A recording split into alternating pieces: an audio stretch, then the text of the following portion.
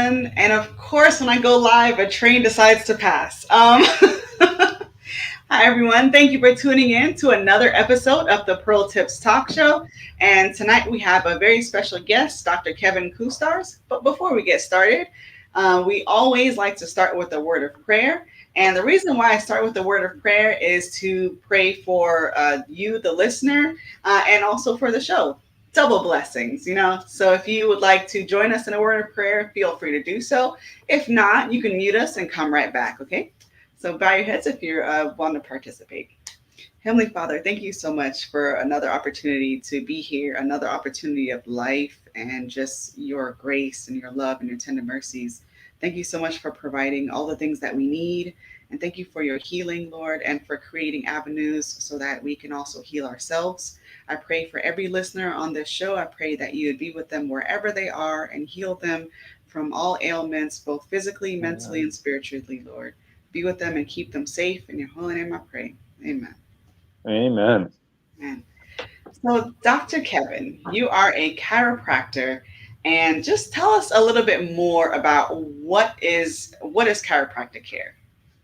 That is a great question, loaded question, but I'll take it. So when we look at it, so a lot of people have a misconception about what chiropractic care really is. So we've been taught basically chiropractic is for neck pain, back pain, maybe the occasional headache, right? That's what we've been taught. And that's all it's good for. But chiropractic is so much more. Chiropractic is really about health and what makes you healthy, right? We live in a society where we've been taught that, health is how you feel, but it's so much more, right? Because if health is only how you feel, nobody would actually be dying dead of heart disease from heart attacks because people feel great. And the first sign of heart disease is a heart attack, right? And so we don't want to be basing our health just on how we feel. What we do is we look at your health, and we take a view of how that your health is how your body is functioning on a day in and day out basis. And so if you look at health as how your body is functioning on a day in and day out basis, then what we're able to do is we're able to look at on the basic level what controls the function of your body. And that's where what chiropractic deals with, because what we know in science is that your brain controls everything, right? Tells your heart to beat, lungs to breathe, food to digest, and does it through your spinal cord and the spinal nerves, right? Sort of like the highways and byways that the brain sends messages to the body. And we know that that spinal cord is protected by your spine, right?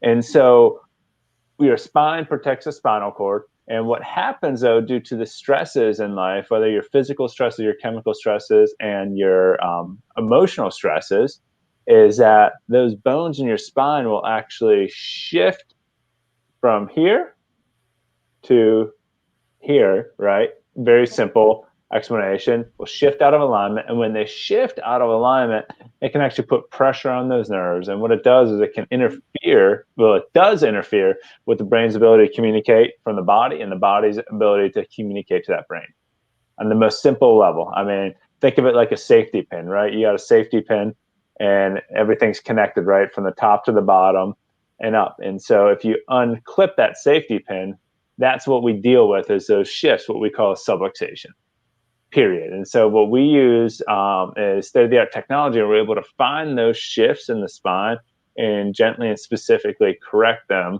taking pressure off your nervous system and allowing your body to do what it was created to do, right? Because we go on a simple premise that you were actually created to be healthy, right? And so we want to take what's healthy, we want to take health, right, and express and do more things that are healthy, right, and invest in the health of your body as opposed to trying to basically fix disease or treat disease or symptoms, because we know if you treat symptoms, you're never going to get to the cause of the problem. And really, every disease in the body is the body not functioning at its best. So we look That at the basic. yeah, Yeah. that is so true. And like, you made me think of something about the Body Keep Score. This is a book that we talk about all the time. Yes. Every Great time I book. come here, we talk about this book. And in the book, the Body Keep Score, it's on page 38. Let me see if I can get the author for you. Let me read it first before I mess it up, and then I'll tell you guys the Yeah, I author. wish I had it with me right here. I was like, oh, no, other desk. No worries. So the author says he's a doctor himself as well, and he's talking about how the body keeps score and a more healthier, natural way to get rid of painful, traumatic events within the body. He says when we ignore these quintessential dimensions of humanity, we deprive people of ways to heal from trauma and restore their anatomy. Being a patient rather than a participant in one's healing process separates suffering people from their community and alienates them from an inner sense of self. Given the limitations of drugs, I started to wonder if we could find more natural ways to help people deal with their post-traumatic responses. Amen. Now, when you do adjustments, do Yeah. you only focus on like does one area heal the rest of the spine, or how does that work? So that's a great question. So when we're looking at it, we live in a society where I do this to the body, it's going to give this. All right. Because that's what we've been raised in our healthcare system, which is controlled by big pharma, right? Because what's the only thing that can be really easily randomly controlled trials are a pill, right? And it does this. And so we live in a society where that's what we're taught. Like, okay, you take this, it does this. Take this, it does this. But the body doesn't actually work like that, right? And so I can have someone come in with the subluxation, remember those shifts in the spine at the fifth bone in the neck, okay? And that subluxation is causing some issues such as neck pain, right? And I adjust it. But I can have someone else that has the same exact subluxation and it's causing something different. High blood pressure or headaches, right? And I can have someone that has that same subluxation, right? And I adjust it the same way and they have headaches, but one person's headaches go away and the other person's headache doesn't go away, right? Because the body is so much more complex than that. And so really what chiropractic it was founded on is finding what is going to be the most efficient and effective way to remove that interference. And so when we look at the spine, it's very easy to say, okay, these nerves go to the heart, these nerves go to the digestive tract, these nerves go back into the brain, which, yes, it's all true, but whenever you adjust one, it's impossible to take care of one part of the body without affecting the other part of the body. It's impossible. You can't just affect, the body doesn't work in a vacuum, right? And so every single time you put a stimulus into the body, especially into the spine, it's going to affect everything. And so the key whenever what separates a good chiropractor from bad chiropractor, not bad chiropractor, but from the good from the great is figuring out what's going to be the most efficient adjustment to do in order to make the biggest change with the least amount of force and the least amount of adjusting. Yeah. I know for me, like when I get adjusted, it just feels so much better. Like I'm able to sleep better. Like I don't get like heartburn. Like I'm able to digest better when I get adjustments. And like, I don't know if this is true for anybody else, but I know for myself, when I got adjusted, I was able to come off of my antidepressant medication because I guess, like you said, like aligning those nerves and aligning the spine, it helped with all of that. So I recommend everybody go check out chiropractic care. Yeah, and like and going even deeper into that, right? And you talk about getting off the antidepressants. Like that's something that you just like talking about. Like, man, yeah, I got off all that. That's a big deal. Those are some of the hardest pills to get off of, period, because they're literally created to make you addicted to them. I mean, that's sorry if I'm going a little like. Hey, this is free speech here. Yeah. You look at it and what happens though, and through life, and I see it so many times, is that there are two parts of your nervous system, right? And if you read The Body Keeps a Score, it talks about this a lot. So there's two parts of your nervous system, which is it's called the sympathetic nervous system and your parasympathetic nervous system. Okay. Those names, most people won't remember unless you've taken science classes. But another good way of looking at it is your fight or flight system, which is your stressed, hey, I am stressed system, or your rest, digest, and heal part of your nervous system. Now, Danielle, where do you think most of America is sitting at? Up here? We're past up there. Right? We're all up, right? We're up here in this fight or flight or flee. And what happens too, we know, is that every time you have a trauma that your body doesn't heal with, your ability to get down here and get down here and down here, it gets further and further and further apart, right? And so what we know is that whenever you have a subluxation in your spine, it ends up getting this, further and further apart, and your body gets stuck up here, right? In this fight, flight, or flee. Like, I've seen so many times in the office, right? And you can even do it, like, if you see someone that's stressed or you're looking at them, have them close their eyes. They close their eyes and you see the eyes flickering. If you ever seen that with someone, over they close their eyes and you can see it, that means that the body is stuck in a fight or flight mode. They might not even know it, but they're basically running from a tiger, but not actually running from a tiger. So whenever they're trying to calm down, they're not able to do that because they can't get into that rest mode. And so whenever you're running from a tiger, you think your blood pressure is going to be a little bit higher, right? Are you going to be able medication? Yeah, exactly, right? You're running from tiger. Do you think that you're going to have to be able to? Do you think you're going to be able to digest that food properly? Not at all. How's your sleep going to be? Right? And you look at it, you get away from that tiger and you're hiding from that tiger. You think you're going to be a little anxious?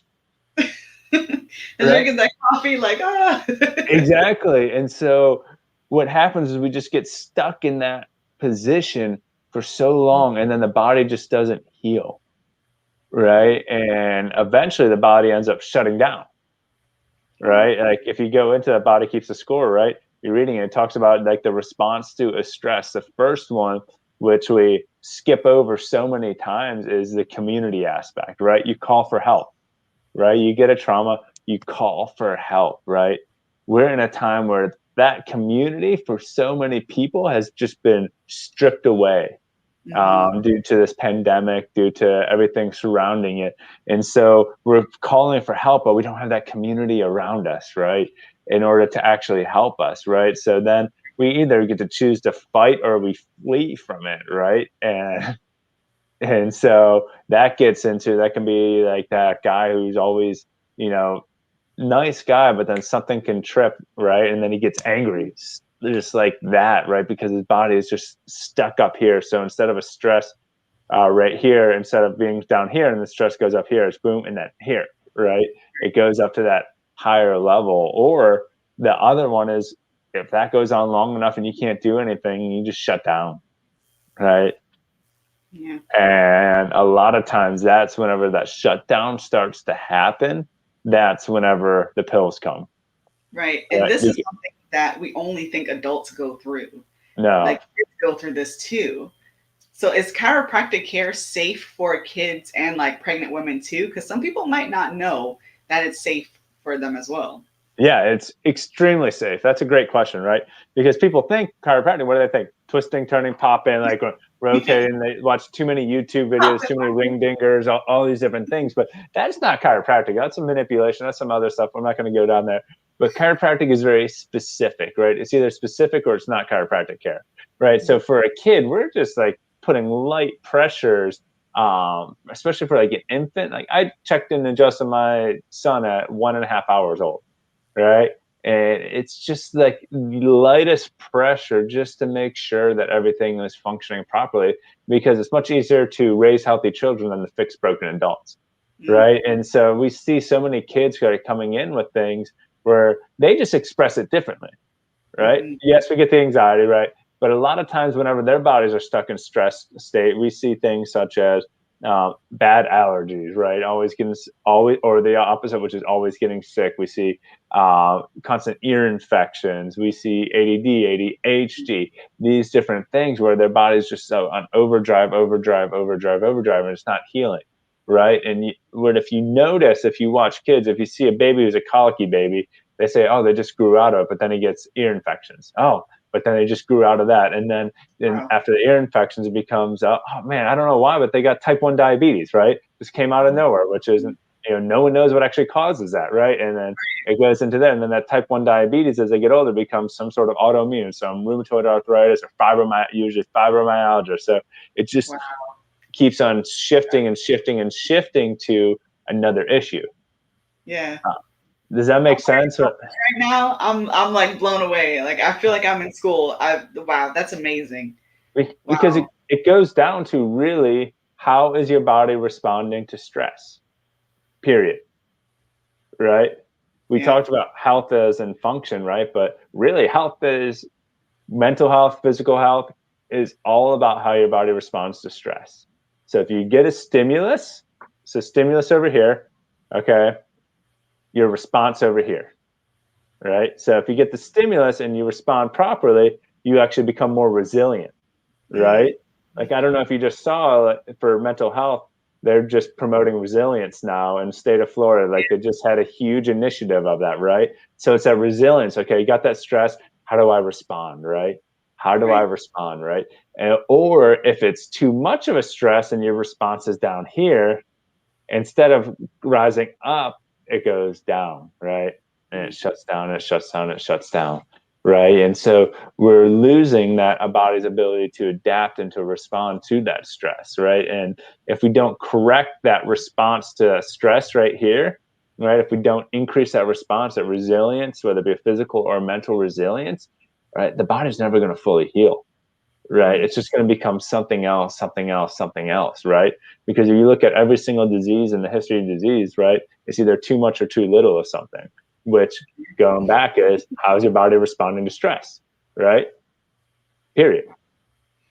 Hmm. So, You talked about a lot there, and it's just like you're seeing also a greater push for chiropractic care and acupuncture care to be introduced into like substance abuse treatment centers to assist with withdrawals and withdrawal symptoms.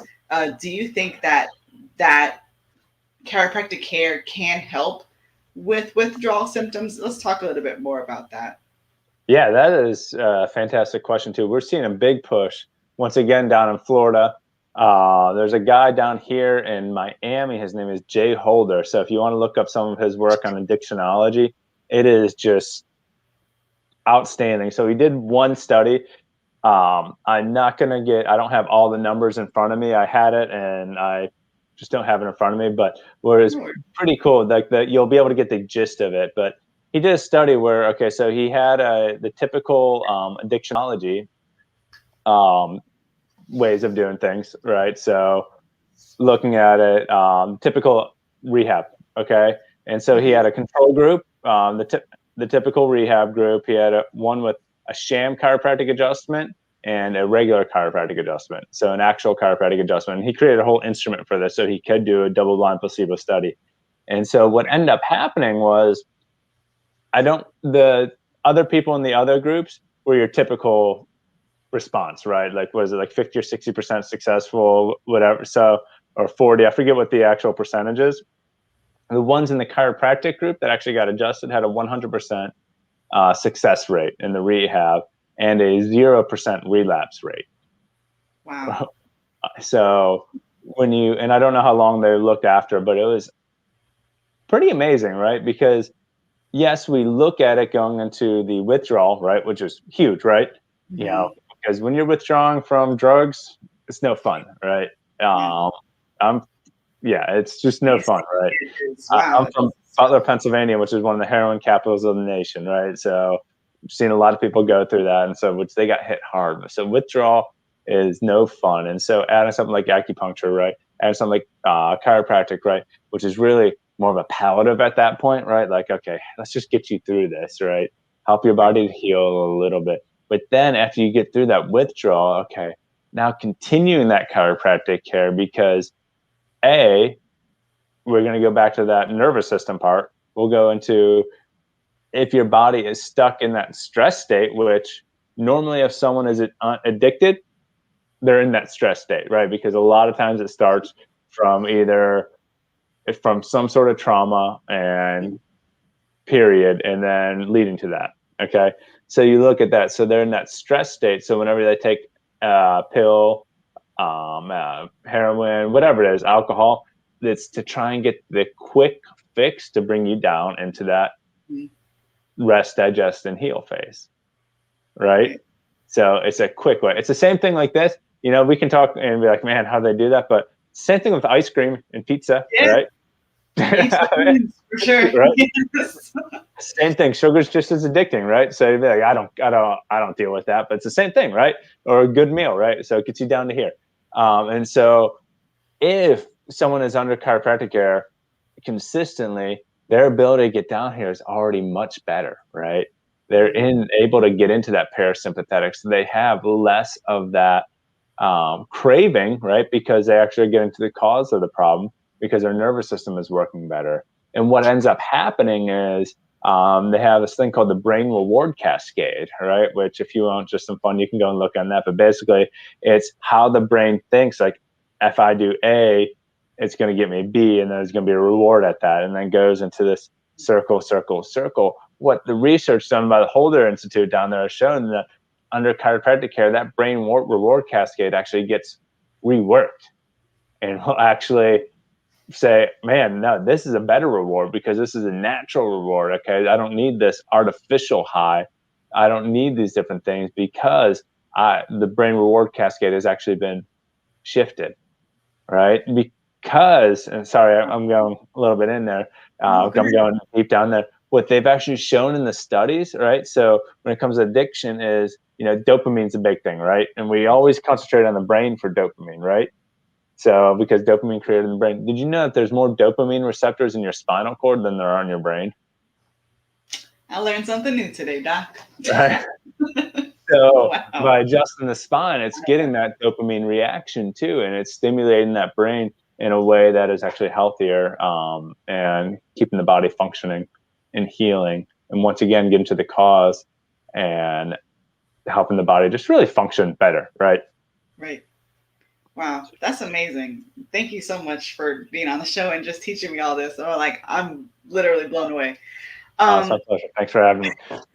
Thank you. Because there's a lot of things that different ethnic groups, they don't hear about this and don't really know about chiropractic care or preventative care. No. We mostly get the goes to the doctor to get this pill to feel better so you can function better. And like I really want to stress to people like how safe this preventative care is, because a lot of times, because we don't know, we think it's like we're going to get injured or hurt or something like that, or you have to be injured or hurt to receive the services. Mm-hmm. That's not entirely true. Exactly. Yeah. Going on that, like waiting till you're injured or hurt's the worst time to go, right? That's like waiting till you have diabetes to start working out and eating healthy, right? It's much better to do it and take care of your health. Yeah. And like you said on that, like there are a lot of ethnic groups, and sadly it goes into the minority, it goes into the poorer neighborhoods, right? And you get into like the Haitian communities, you get into these Guatemalan communities or different things like that, where they just don't know, right? Because they weren't raised with that, right? We were raised with it in America, right? And I was just using Haitian and Guatemalan as examples, but like even a lot of the lower class, right? They're, on Medicaid, right? There is different things where only thing Medicaid pays for is pills. Well, right? I mean, you look at that, like and sadly, right? I don't know many chiropractors that even will accept Medicaid, because like the government has made it such a pain where you're literally paying the person to come in. Yeah. And it's kind of sad, right? So, and so it ends up being, I mean, and I'm just kind of talking in my mind, like as you're bringing this in, like with these different, it ends up almost being like that. It goes into the inequality where, you're going into, and these groups of like the poor people who need a lot of this stuff the most, the natural health, need to actually learn how to eat healthy, need to learn how to exercise properly, have a positive mental attitude, do these different things.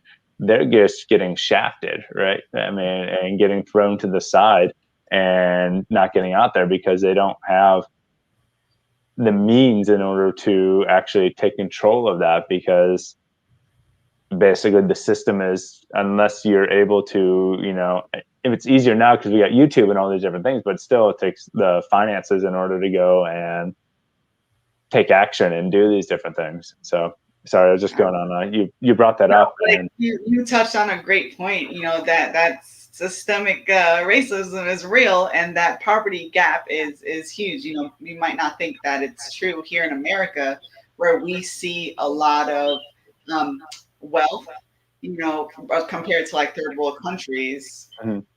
But you know, it does happen here, and it is real. It is real for sure. I do have a question though for babies and those with disabilities. Yeah. Is it safe for them to use chiropractic care? Yes. Yeah. And so going on there, so with the babies and just with those with disabilities, very safe. There's actually a whole, it's called the International Chiropractic Pediatric Association. So ICPA. If you go on there, it's icpa.com. I think is there's icpa.org or .com. One is for the doctors, one is for the public, but icpa.com, ICPA, sorry, for the number 4 kids.com. I'm going to type that up just to make sure I gave you the right thing, but they have. Go over here today. It's going to be in the comment section. So if you guys missed it, no worries. Yeah. I got you in the description box. So no problem. Yeah. So ICPA number 4 kids.com. If you look at there are so much research on it. It's basically an organization based on pediatrics, and they're really research based, and they're getting more and more research on this. But if you look at safety, people always say, you know, safety is a big concern, right? I mean, if you hear chiropractors, that, you know, you got all these wives' tales like, oh yeah, they're gonna kill you, they're gonna stroke you out, they're gonna rip your head off, or whatever it is, right? And if you look, a good way of looking at it is looking at malpractice insurance. Okay, for an example. All right, would you think, Danielle, that with malpractice insurance, right, that they're going to want to save as much money as possible if they're covering you, right? Yeah. And so what people don't know is that what I pay for malpractice insurance for 1 year, I only pay around $1,600, which is $1,600 for malpractice insurance in 1 year. That's period. Amazing. So, and they know I take care of babies, all these different things, right? So these people are saying, you know, who basically make their money off of, you know, these different things, are saying that chiropractic is extremely, extremely safe. So that's awesome, and good to hear, because some doctors spend hundreds of thousands of dollars in malpractice insurance. Like, not even joking, like hundreds of thousands of dollars. So yeah. So we're like, 1,600, might even be 1,500, but that's amazing. Yeah.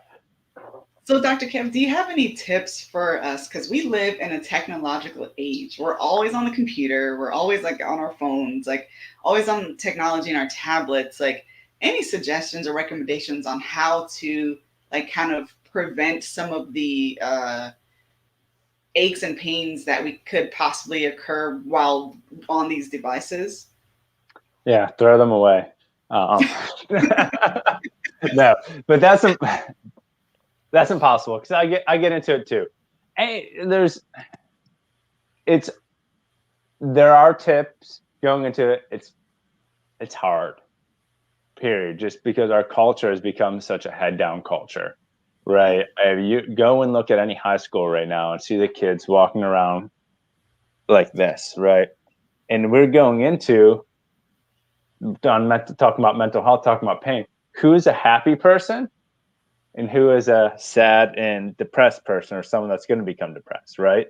It goes into the body language, right? Because that's here. Research has shown this increases testosterone level, hormone levels, just with that position, where here decreases all those, increases cortisol, keeps you in stress, goes into those different areas. But that's, getting off topic for that. But so have good posture.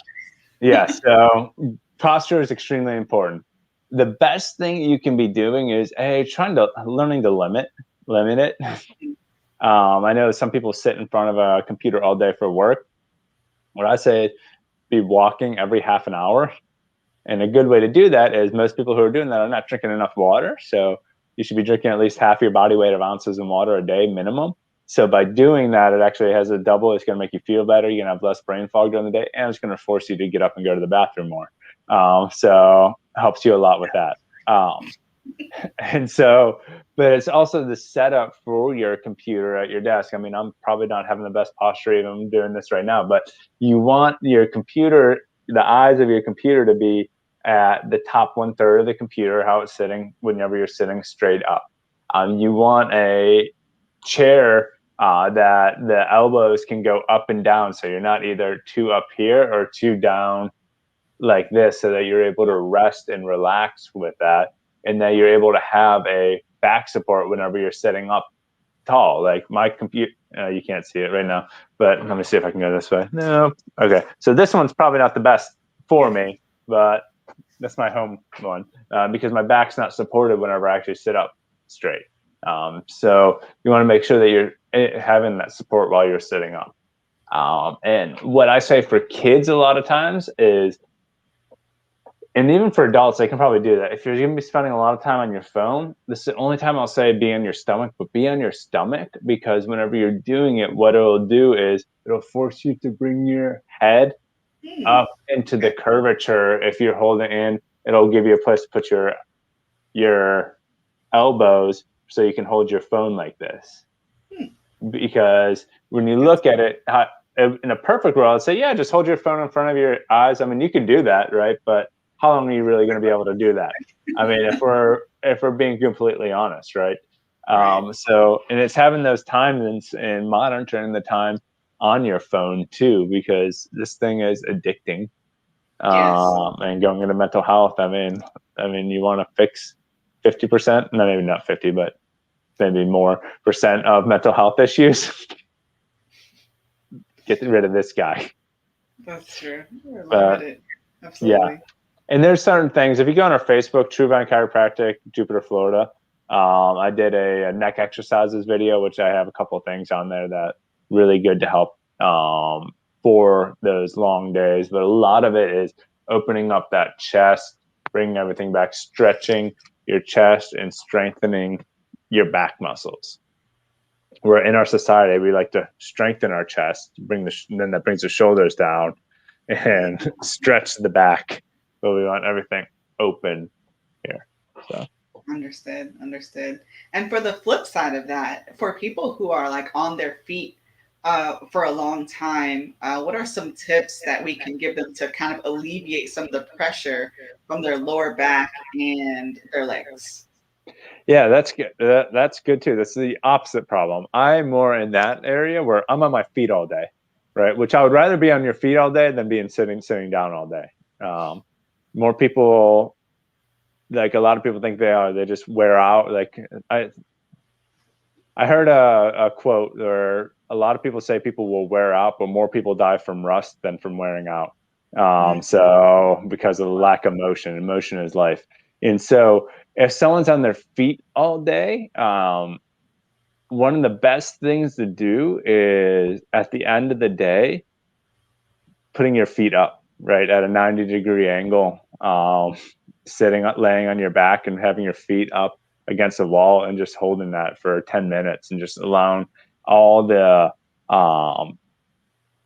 basically all of the blood just to flow back into your heart, right? Because the only way that blood flow gets back into your heart is through contraction of muscles. And if you're on your feet all day, so that's why you get swelling in your feet and your ankles and your legs, is because your body's just fatigued and it's not pumping everything back up to the heart. So that's a really good one. That's what I do at the end of almost every day.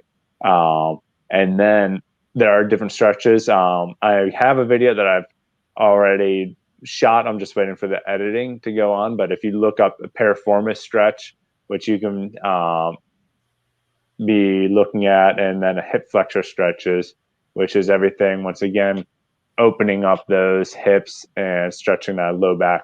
Less stretching the low back, but more of the muscles in your legs, because a lot of that pulls into it. But motion, and then good shoes too, right? And that's a hot topic, because some people, there's two different thought processes with shoes, right? You should either have, some people say you should have the most cushioned shoes possible, or you should have the most minimalist shoe possible.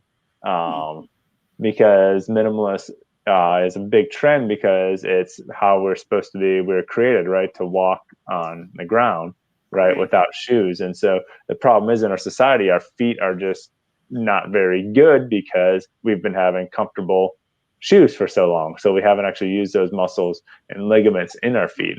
And I do more of a minimalist shoe, but I actually have a little bit of cushion. So it's called a zero drop shoe, meaning that it's basically flat as opposed to having a big, where the toe goes. So I'm trying to get where the toe goes up like that, like those running shoes. It's more a zero drop, so it's flat. So whenever I'm standing, my whole foot is touching the ground whenever I'm doing that. So I have full input. At first, whenever you first start doing it, you're like, oh, these aren't as comfortable, but then you get used to it and your body actually likes that a lot. So Dr. Kevin, for all the women out there who wear heels, are you telling us not to wear our heels, Dr. Kevin? Yes, heels are the worst, one of the worst things you can do for your spine, period, right? Even wedges are, wedges are a little bit better, but they're not. I mean, I'll see people with like these huge wedges, like this big. I'm like, oh, it's a wedge. I'm like, no, they look good, but sorry. I mean, if you're going on a complete health and spinal health, and I know it's a losing battle, period. I mean, the only way I could get Jen to stop wearing heels, my wife, is by hiring her.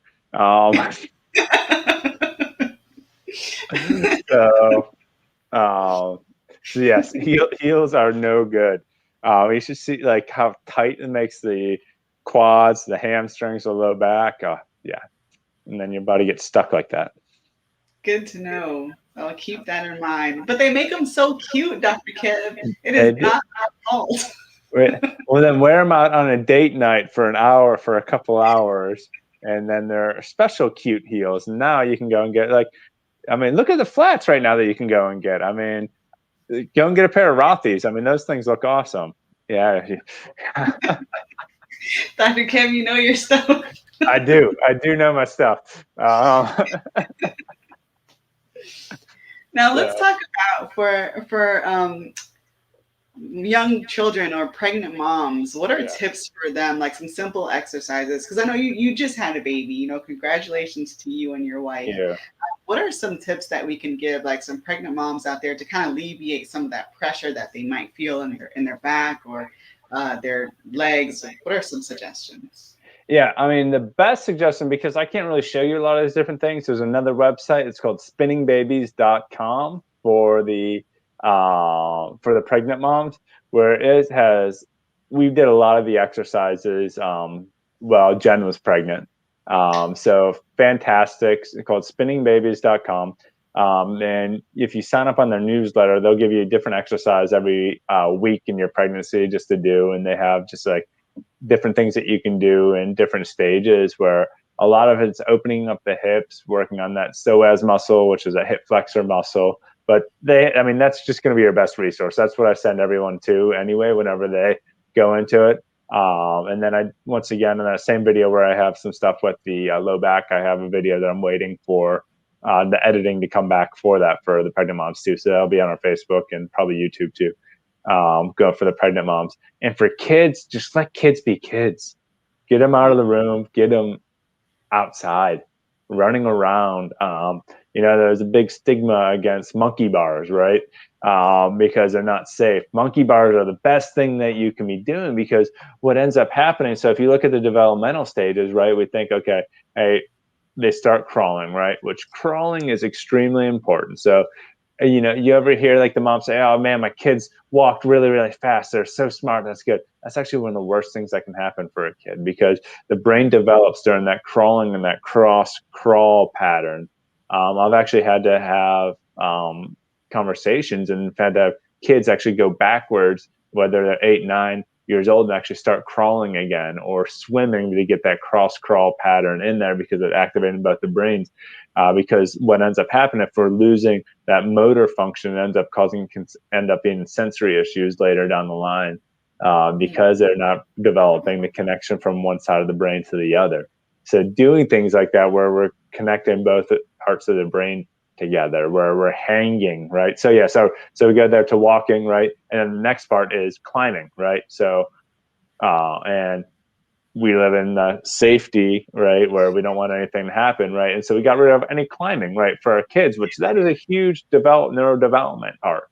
And so allowing kids to be kids, allowing them to jump off things, allowing them to put things in their mouth, if they're a bit, because that's how they learn and that's how they do it, and just letting them be kids, period. So just do everything somewhat safe, but yes. still allow them to explore. Yeah, some would say. I mean, and that's also the difference. It's usually, and this gets, and I'm not putting everyone in a pigeonhole, but it's usually, the mom is there as like the protector, the lover. Like, okay, let's keep them safe. Where the dad is all right, let's go do this. Let's go and let's explore. Let's do these different things. Let's get in trouble and keep moving. And then they crawl and they cry back to mom. That is the story of my childhood. Watching my little brother. Yes. My brothers and my dad. Oh my gosh. Yeah. That's the story of my childhood. That's so funny. But Dr. Kev, is there anything else that you would like to add, or just some tips to close us off with? Any last remarks for our viewers out there? Hey, thank you for having me on here. I mean, I love what you're doing, Danielle, and I'm excited because you have a great message of helping people become free from these mental health issues, right? Which you found some freedom, and that it's possible, and there's better ways, right?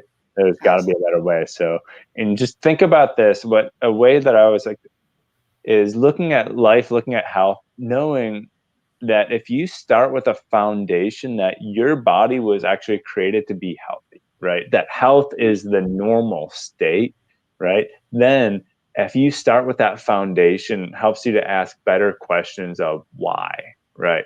Why? So I just encourage the people out there, whenever it comes to your health, when things happen, ask why, and don't be satisfied with I don't know, or we don't know, or it just happened, right? Because there is always a cause, right? That cause might be genetic, but genes are only about 4 to 8% of all things, okay? It's the environment that the genes are in, right? We didn't talk too much about that too, but that's a whole nother, but it's the environment that the genes... You want to elaborate? I'm curious. Yeah, it's the environment that the genes are in, right? So we blame so much on genetics, right? And that's just a cop-out.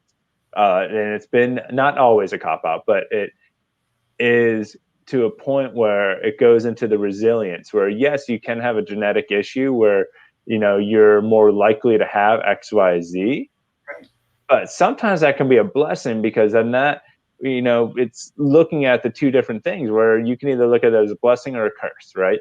You can look at it as it's a curse. I'm going to have this, so I'm not even going to do anything about my health because I am destined to have blah, blah, blah, whatever it is, right? Because we know diagnosis is a curse on your life too, but that's going into, I'm sorry, I'm not, but you go into it, right? But you look at it, right? I'm destined to have this. And then you become, I'm just a diabetic. I am a cancer, whatever it is, right? And you take ownership of that, and that becomes you. Or you can say, okay, I may have a genetic disposition for this, but what am I going to do to change that?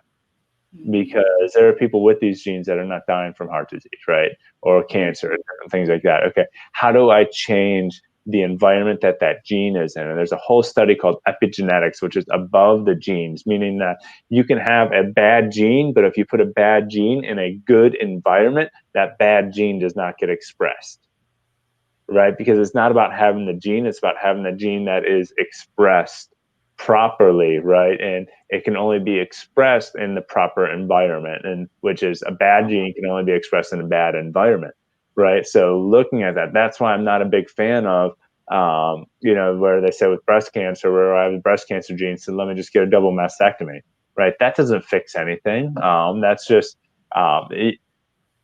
it doesn't mean that you're destined to get breast cancer. That's okay, I have this, so what are the choices that I can make today? Right? What are the different things I can do today? Because by the time you get to a point where you diagnosed with cancer, XYZ, it's been years upon years upon years of issues just building up. It didn't just happen overnight, right? That's 20, 30, 40 years, right? Where some of the stuff we can stop before, right? By getting to the cause of it. And it comes down to your lifestyle. So. Wow, that's awesome. That's definitely something to think about for sure. Well, Dr. Kevin, thank you so much. And for those of you who are tuning in and who are going to watch this video, don't worry, everything that we have talked about as far as resources and recommendations, also how to find Dr. Kevin, it's going to be on the description of the YouTube below. So feel free to check that out. And Dr. Kevin is located in Jupiter, Florida, True Vine Chiropractic Care. If you want to hook up with him and his crew, excellent people. They're so awesome. Like we have so much fun just going in there. It's really nice. Staff is awesome. It's really cool. So thank you again. Thank you so much. And stay tuned for our next episode. It's going to be this week is a bonus episode. We're talking about men and mental health. So despite this week being Women's Month, and shout out to all the ladies out there. Yeah. Women's You're leading it though. You're switching it around. Instead of the men interviewing all the ladies on for Ladies Month, I'm going to be the lady interviewing all the men. So I like it. Sure. I thought about basketball and I was like March Madness, and I was like, but wait, it's the Women's Month, and I messed it all up. But it's all good. I mean, you're just switching it up. Yeah, it's going to get people's attention. Yeah, for sure. So thank you so much, everyone, and tune in next time. And remember, you're worth way more than pearls. Until next time, take care. See ya.